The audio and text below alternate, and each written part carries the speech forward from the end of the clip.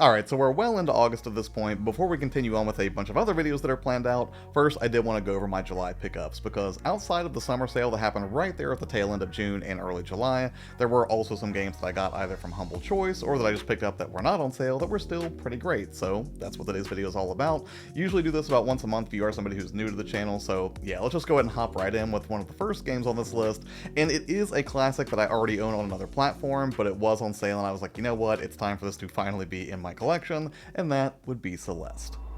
So I have a special place in my heart for this game, having originally beaten it on the Switch live on stream back in like 2018. And aside from being one of the only games that I ever beat on a live stream, it was an incredibly fun experience in its own right.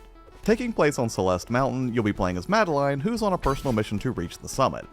And the process of getting there is absolutely thrilling thanks to some best-in-class platforming and a truly stunning presentation, from gorgeous visuals to a pitch-perfect soundtrack that perfectly complements each step of Madeline's journey. From the literal jump, the whole thing is just soaked in well-thought-out design. The opening smartly shows and tells you its mechanics, letting you jump into the action immediately to test the limits of Madeline's platforming abilities, which predominantly consist of running, jumping, dashing, and climbing. And while the platforming is truly some of the best I've played to this day, it's the heart of Celeste that really makes it something special. Having its stories and themes intertwined so perfectly with the gameplay really is a breath of fresh air. And I love that the developers extend the themes of self-care and mental health to its helpful tip screens, where the game's first order of duty is to remind you that you can save and quit for a break at any time. And there's a good chance that you'll want to take the occasional break, because while Celeste never quite stumbles into frustrating territory, it's still a stiff challenge and toes the line more tightly than most other games that I've played. For context, I put Celeste's late game platforming challenges just a few clicks below the difficulty of something like Cuphead. Steam Deck performance is butter smooth with no adjustments needed, and given the bite-sized level structure, it's an excellent portable game anyways. And with its simpler approach to retro visuals, battery life is stellar as well, and you could maybe beat this game in a single sitting if you came into the experience as a veteran of the genre.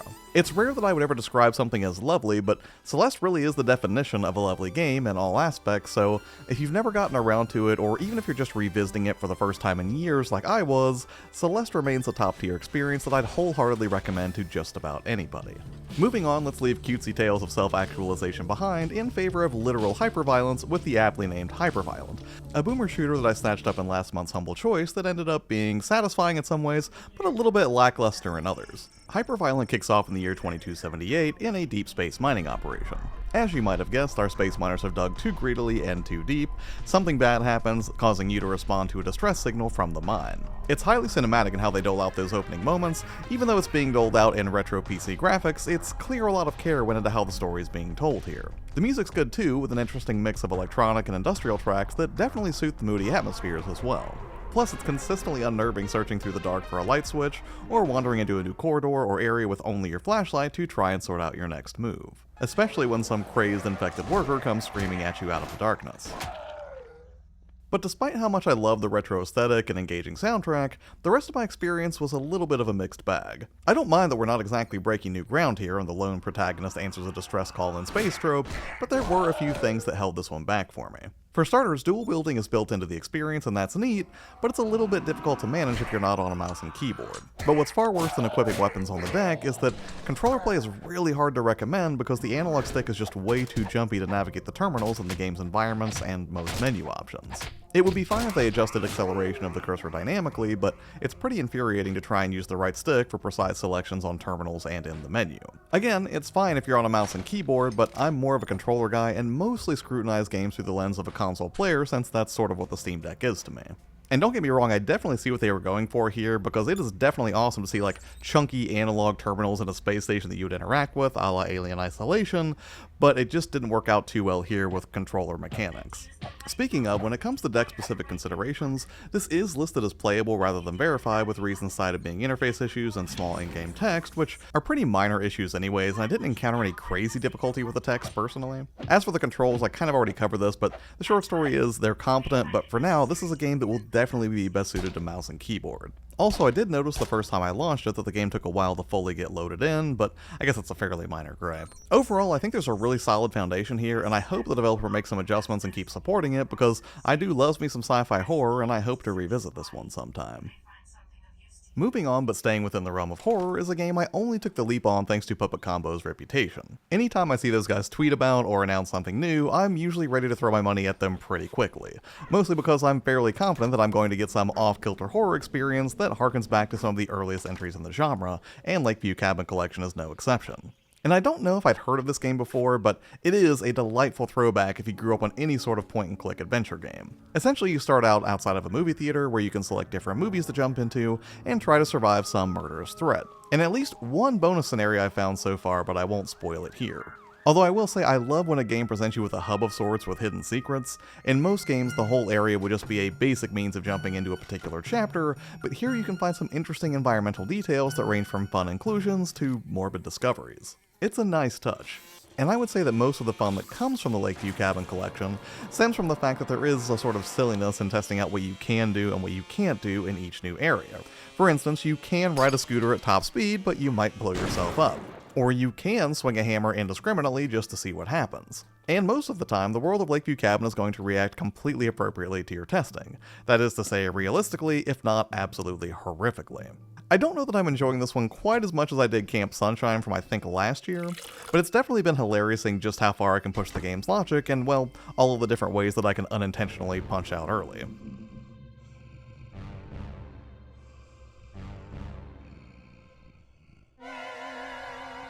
Steam Deck performance is rock solid and I had no issues with the controls to speak of, and it even tells you from the jump that a gamepad is the best way to experience the Lakeview Cabin Collection. Which probably isn't all that surprising since these do look to be about half a dance step away from an Atari game. So if you're into cutesy looking storybook horror and appreciate some hilariously over the top physics, I'd say it's certainly worth a look if for no other reason than it'll make a great cozy game to blow away an afternoon this Halloween.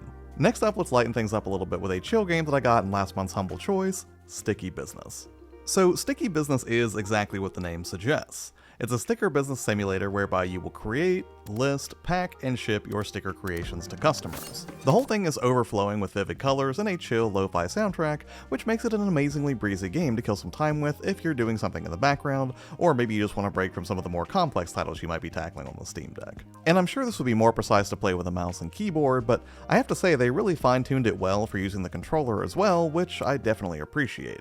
There's no timer or no crazy deadlines or anything like that I can see, rather it's just a chill little creative experience that splits a few simple tasks into bite-sized chunks to tackle each day, as you hopefully take a balanced approach to your creative work and getting enough rest, which I think is a really nice message to send. And speaking as somebody who does a ton of creative work, I definitely appreciate a message that says, hey, it's okay to take a break sometimes. Each of the individual parts of the sticker business process are easy to navigate and understand, but they have their own nuance as well in terms of how each piece of the process affects the others. For instance, you can make a gigantic sticker if you want, but you won't be able to fit as many on a sticker sheet if you go that route, which means you get less bang for your buck when it's time to print up more inventory for customers. I love this because it subtly tugs at your mind during the sticker design process that maybe you should make that cute little skull and crossbones a little bit smaller so that you can keep your margins higher. This creates an interesting tug of war in your mind between creative vision and your budding business's long-term viability. Or it's entirely possible that I'm just way overthinking what really is just a chill, fun little sticker business management game. Either way, I've enjoyed my time with it, and I like the idea of unlocking new upgrades like stickers and candy for my customers, or playing around with its lightweight editor. On the one hand, it reminds me of working in Pixelmator when I make thumbnails for videos here on the channel, but then there's also a splash of Mario Paint in here as well, which makes it a charming little creative experience to engage with. Steam Deck performance is perfect given that there aren't a lot of on-screen graphics to generate or anything, and the controls are easy to get acclimated to. Granted, you might adapt to the sticker design portion a little bit more quickly if you have some graphic editing experience, but by and large it's a very approachable, very Steam Deck appropriate title, and I'm looking forward to chilling out with it more this summer as we race towards cozy/spooky season.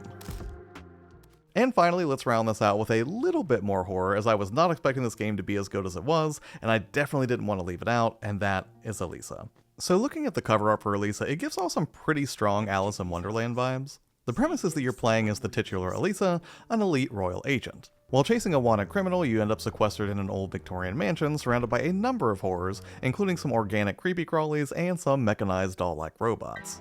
It's a straightforward setup, but man does this game perfectly nail just the feel of late 90s horror. At first I wasn't sure how I'd feel about it, but much like Tormented Souls, also from 2021, Alisa takes some of the very best pages out of the Resident Evil playbook and delivers exactly that sort of experience if you're nostalgic for, or just respect, the forerunners of the genre. Here you'll find tank controls, fixed camera angles, enemies that are best avoided rather than confronted, and a whole slew of exploration and puzzle solving. And while the ones I've encountered so far are pretty straightforward, they aptly thread that needle of being just challenging enough to be fulfilling, but just easy enough to keep you from ditching your play session out of frustration.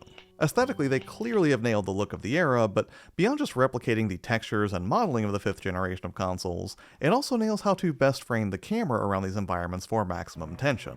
Case in point, when I found my way to the top of one of the rear stairwells in the mansion, I was more than a little unnerved by an unknown creature I could see walking at the very bottom floor. But then when I went to check it out, there was nothing there. I'm too early to say whether or not this goes toe-to-toe with games like Signalis or Tormented Souls in terms of keeping the quality high throughout, but boy howdy, I am definitely excited to find out for myself between the clunky, period-accurate controls, amazing low-res FMV sequences, and its solid grasp of survival horror fundamentals. Performance is top shelf on the Steam Deck, and all of the action looks great. However, I did immediately have to download a community layout for the controls to work properly.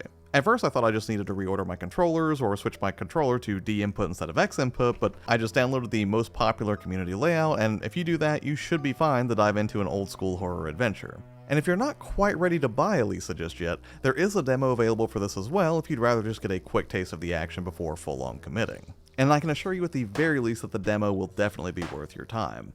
Alright, and that's it for this video. Again, not every game that I picked up in July, just some of the ones that I thought were most interesting and warranted being discussed just a little bit. But hey, what about you? Was there anything great that you grabbed either on sale or not on sale during the month of July? If so, I would love to hear in the comments below, because again, frequently the games that I pick up are the direct result of games that you have recommended. So yeah, that's it for this one. As far as what's coming up later, I do have a video that I'm working on about games from the 90s, which I thought would be a really fun thing to do. I just got sort of nostalgia, not just for the games I used to play through emulation from like the NES or the Super Nintendo or the PlayStation 1 days, but also some games that were just very distinctly 90s or just had that kind of vibe about them, so I thought that would be kind of a fun video to make. But yeah, that's it for this one. As always, thank you so much for your time and hanging out here on the channel. I really, really appreciate it. Take care, and I'll see you on the next one. Bye.